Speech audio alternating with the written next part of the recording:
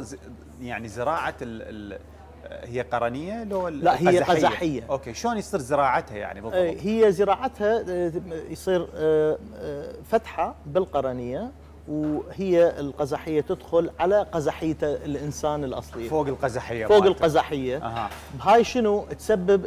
انسداد للمجاري مال العين، تسبب ارتفاع ضغط العين، تسوي التهاب لأن الجسم يحس بها أنه هذا شيء جسم غريب بالضبط، فيسوي التهاب مزمن للقزحية، ضغط العين يرتفع، يسوي مي أبيض وأمور هواية أكثر. أنا قبل تقريبا شهر أجريت عملية وسويت إزالة للقزحية المزروعة كانت اللي سببت هاي المضاعفات كلها للمريضة، والحمد لله هسه المريضة أحسن.